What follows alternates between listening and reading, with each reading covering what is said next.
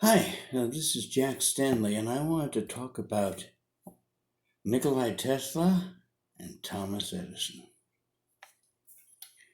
Oil and vinegar to many individuals in the world and perhaps to themselves. And in the early days of the electrical industry, Tesla and Edison were on different extremes. But I want to explain an awful lot about their relationship. I want to talk about, in not too great detail, but basically an understanding. So maybe some people can come to a rationalization of who Tesla was and who Edison was. Now, granted, Tesla was from Europe. And in Europe, there were a lot of electrical geniuses. Many. In fact, in Europe, they were working on all different types of electrical devices. In fact, the first basically operating incandescent lights were made in Europe by Joseph Swan. He got patents for it. He did a demonstration of incandescent lights. In fact, if you go to Europe, you'll look and you'll see many times that the electrical systems are often called Edison, and there's a reason for that. But Edison was in the United States. Edison was a pretty smart cookie. He never allowed himself to be seen as a pretty smart cookie. He wanted to be looked upon as sort of like the Rube, but he was hardly the Rube. It was an image. He very much like Abraham Lincoln. Everybody kind of thinks that Abraham Lincoln's this kind of like hick who happened to be kind of smart, kind of honest and everything. He was nothing of the sort. Lincoln was a railroad lawyer, a railroad attorney, and he could eviscerate you. And he often did.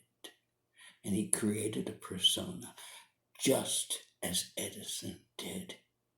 He was sort of like this individual who had, and truly so, little education, but brilliance beyond our comprehension.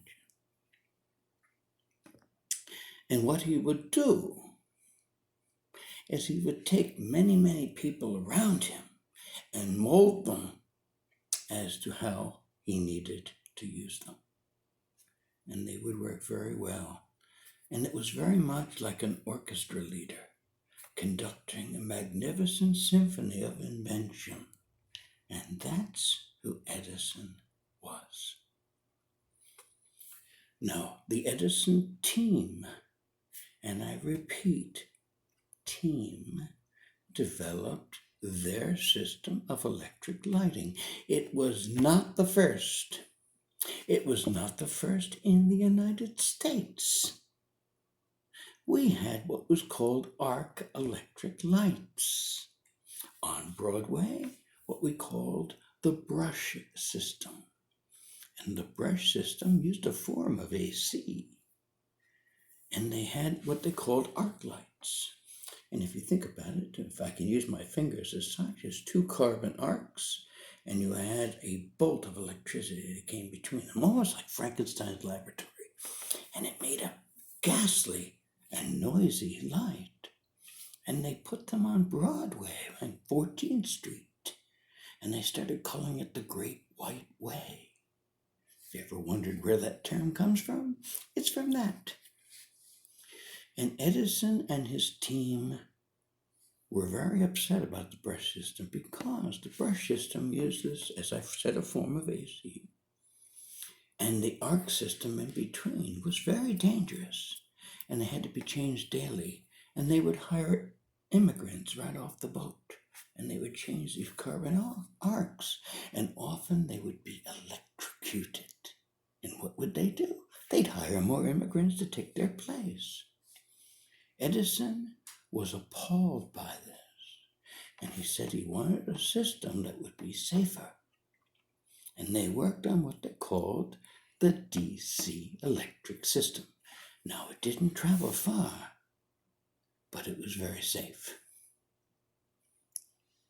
Now, in Europe, around this time and shortly after, they were developing an AC system. Edison develops his system. It starts in New York City on Pearl Street, financed by J.P. Morgan. They form the Edison General Electric Company. Now, of course, it becomes an amazing thing. Edison was already known as the Wizard of Menlo Park. And here's the thing to understand. Edison was known as the Wizard of Menlo Park not because of lighting, but because of the phonograph, because of sound recording. And if you've ever thought about it, take a look at pictures of Edison. He's always surrounded by pictures of phonographs. Very rarely is he holding a light bulb. That is because the phonograph was indeed his favorite invention. And the light bulb was an unfortunate situation in many respects for Edison. And I will explain. The Edison Company lights Pearl Street. There's some problems with electrical leakage. And in those days, you had horses with horseshoes. And one day, a funeral procession was going down Pearl Street. And as it said in the newspaper, the lead horse took on a look of surprise and started dancing a little and took off with the hearse. Because there was leakage of electricity. And the problem was that horses wore horseshoes. And so Pearl Street became Hialeah for a little while until it was finally figured out what the problem was. And it was fixed. Edison was involved, but Edison never was that close to electric lighting. He was very much involved, but it was not everything that he desired, and in time he tired of it. Around this time, he brought in a lot of great people, and in those batches of people, he brought in, great minds. And of course, in the batch of them, there was a fellow who was working for another electrical wizard, and his name was Nikola Tesla, and he was working on it in Europe. He met an individual by the name of Charles Batchelor working there, who was Edison's aide-de-camp, one might say. And he met Tesla, was amazed by him, and wrote Edison a note saying, there are two great individuals here, and I'm paraphrasing. He said, I'm talking to one here, Nikola Tesla, and the other is you. You need to meet this man. So he sent Tesla over. Also at this point, there was a fellow by the name of Louis Latimer, who was working for another individual, working on light bulbs, and brought him into his factory and part of his group of research. Now, this is quite a few years after Pearl Street. And in the 1880s was the ugly period of time for the Edison Company because Westinghouse gets involved in the fray. And Westinghouse has a man named William Stanley who develops an AC system for him. And it's very successful, and he takes on Edison. Tesla comes to work for Edison. Edison is amazed by Tesla, but bothered by him in the same breath. They are very different individuals. Edison understands some of electricity. Tesla understands a lot more about electricity. Edison understands people, and Tesla understands nothing about people. So these are two very different individuals. Edison jokes with him, calls him our Parisian, makes fun of him all the time, which isn't typical for Edison. Picked on people. Edison drove some people to commit suicide. Edison was not a nice guy. Edison was looking for results. And so he would say anything to you to get you to do something. As I said, he's the symphony director of an orchestra creating invention. And he looked at Tesla as a bassoon player. And he told him, he said, I'll give you $50,000 if you can develop a system that works better and whatever. And he'll say anything to you. He said to Tesla doesn't have a sense of humor. Tesla is very, and so he develops his system, which is an improvement on the AC system. And Edison doesn't like it too much. And Tesla says, I'm ready for my $50,000. And Edison says, you don't understand Yankee humor, do you? And Tesla doesn't, and he leaves. And he goes to Westinghouse and works with William Stanley on Stanley's AC system. This is some of the misnomers about Tesla and Edison. Edison does not invent the electric light bulb. He does not invent an electrical distribution system. Tesla does not invent AC. Tesla does not invent a light bulb. In both cases, Edison and Tesla. Now, the difference is Edison's 60 people, Tesla's an individual, but the difference is that Tesla and Edison make improvements. And then Tesla goes beyond that. He works on wireless. He does all kinds of amazing things. But the problem is he doesn't have people skills. And he doesn't know how to handle people. And he's a wacko. Tesla,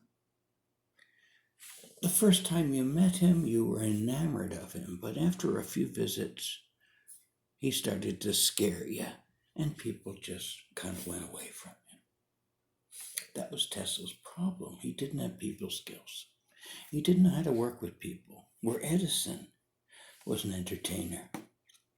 He was an entertainer first, and an inventor second. It's very important. That's how he got J.P. Morgan together with him. J.P. Morgan, he liked dance. So did Edison. Edison used to wear a hat and call himself El Gringo. And J.P. Morgan used to wear hats and two sailors' hornpipes for people. People don't realize this. The thing is that Edison gave good bullshit, and J.P. Morgan appreciated good bullshit. Tesla didn't understand it. And so there was this break. Westinghouse did his thing, Edison did his thing, and there was the War of the Currents, which was ugly. Edison was killing animals. It wasn't Edison himself, but he was the head of the company, so he's responsible. So Mr. Brown, but all of those experiments were done. Now, there's that stupid story about Topsy the elephant. Edison had nothing to do with that. It's just a lot of dumb historians who haven't done their research. But the thing is that Tesla and Edison eventually, after the War of the Currents, once Edison's out of the lighting industry, which is by 1892, 1893, he's pretty much out of it. He takes all of his stock, sells it, and gets involved in ore mining. He loses it all. And Edison never touches an incandescent light bulb again in the sense of him making one. He will for an advertisement occasionally, and he will for Henry Ford in 1929.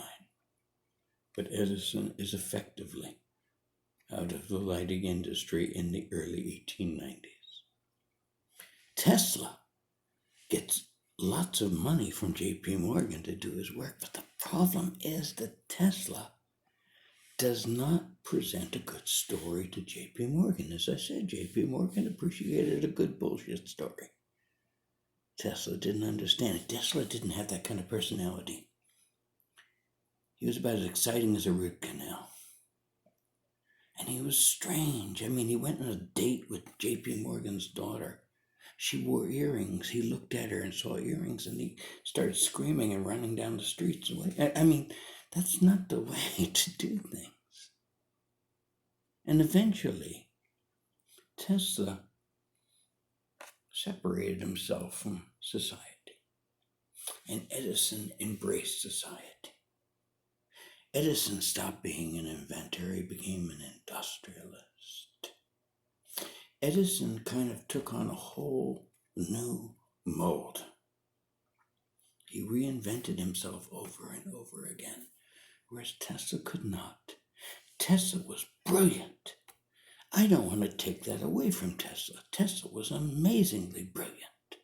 But Tesla did not understand mankind. He didn't understand people. And the older he got, the stranger he got. And the stranger he got, the more bizarre things got. And by the early 20th century, Tesla was pretty much over with. He tried to build this tower and send electricity through the earth, but it was extremely wasteful. Didn't work well.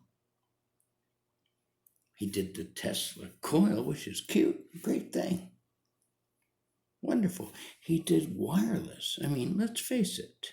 Wireless is a touchy thing, but Tesla had a lot to do with it, and Marconi had a lot to do with it, and Edison had a lot to do with it. You got to remember, Marconi bought 2 patents from Edison for something called etheric force, which everybody seems to forget about when it comes to wireless. And also Edison and his team developed the Edison effect bulb, which led to the vacuum tube. And Edison and his team developed the carbon button transmitter, which would become the microphone. I mean, all the elements of radio. But they didn't realize what they had done, that they could all work together. Tesla did. But Tesla just didn't have the influence to do the things that he should have been able to do. I always wish that Tesla had joined a university, part of a school, and had students around him working on his ideas. That would have been brilliant. But sadly, Tesla took himself away from society, took himself away from the world, fell in love with a pigeon, and would die a recluse in New York City so many years later. I often think that Tesla kind of died in the beginning of the 20th century and went into rigor mortis in 1943. It's sad. I feel sorry about Tesla because Tesla was brilliant.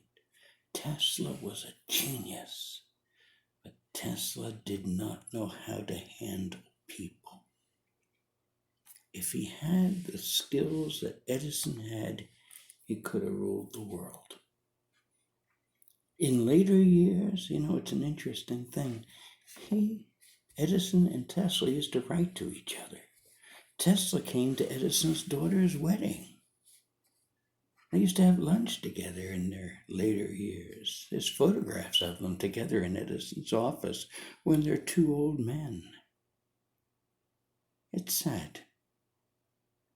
And today, when I watch things and I hear people talk, and they talk about how Edison screwed Tesla. Sure, Edison was looking out for Edison. Edison was conducting that symphony called Invention. And Tesla just didn't understand what Edison was doing. And Edison didn't understand what Tesla was doing.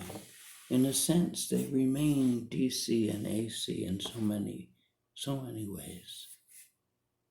But Edison respected Tesla in his later years. And the interesting thing is that Tesla kind of respected Edison in his later years. It's fascinating when you look at it. There's a photograph of them, like around 1929. They're 2 old codgers hanging out together. like two old veterans of a war. World War II, let's say. Old Nazis and old allies getting together. And the war was in the past, and they respected each other for the talents that they had. Edison was a great inventor, as was Tesla. But the problem was Tesla did not have the network, did not have the ability, and did not have the sense of being able to portray his ideas to the general public or to Westinghouse. It's a pity because, as I said before, Tesla was brilliant. But Tesla, unfortunately, through many actions of his own and the actions of others and society itself, got the short end of the stick. I feel sorry for Tesla. In today's world, people think that Tesla did an awful lot more than he actually did. They talk about the fact that all of his notes were stolen and things like that. Tesla didn't know what the hell was going on in the last few years of his life. Anyone could have stolen those notes. It's sad. I respect Tesla. I respect Edison. I respect Westinghouse, and I respect Stanley. And in the three of them, the one who gets no respect or no understanding is William Stanley, who developed the AC system in the United States. Now, he was not the first, because there were AC systems in Europe. But so often I hear that Tesla invented the AC system. That's utter hogwash. And I hear that Edison invented the light bulb, and that is utter hogwash. History gets messed up. And that's the story of history. History is often told by the winners. Tesla was great. Edison was great. They had different ideas, different plans. Some were a little bit too naive, and some were a little too grandiose. Thank you very much. And remember the amazing work of Tesla. And remember the amazing work of Edison, Stanley, and to a degree Westinghouse. Thank you.